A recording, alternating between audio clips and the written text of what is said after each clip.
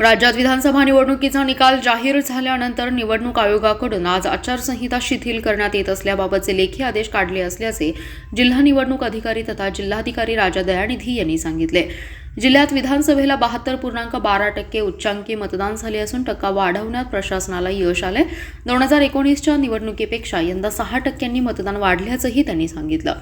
जिल्हाधिकारी दयानिधी म्हणाले, विधानसभा निवडणुकीसाठी राज्य निवडणूक आयोगाकडून 15 ऑक्टोबरला आचारसंहिता लागू करण्यात आली होती। त्यानंतर निवडणुकीची प्रक्रिया पूर्ण होऊन 23 नोव्हेंबरला निकाल जाहीर झालाय।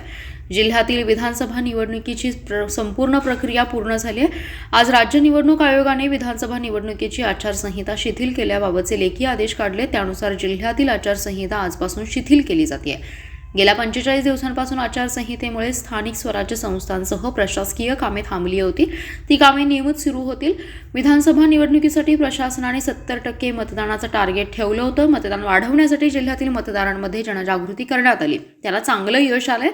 2019च्या विधानसभा निवडणुकीत 66% मतदान झालं होतं, यंदा त्यामध्ये 6% वाढ झाली आहे। निवडणुकीच्या कालावधीत आचारसंहितेबाबत 44 तक्रारी आल्या होत्या, त्याचं निराकरण करण्यात आले। जिल्ह्यात 29 मिनिटे 42 सेकंदात तक्रारींचं निराकरण करण्यात आल्याचं जिल्हाधिकाऱ्यांनी सांगितले। सर्वांना नमस्कार।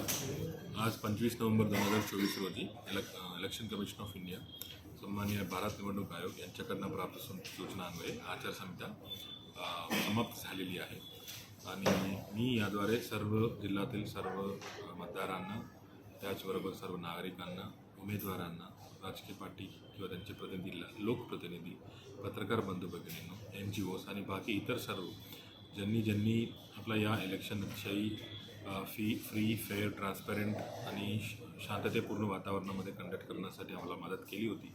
सर्वांचा आपण मनापासून आभार मानतो। थँक्यू, नमस्ते।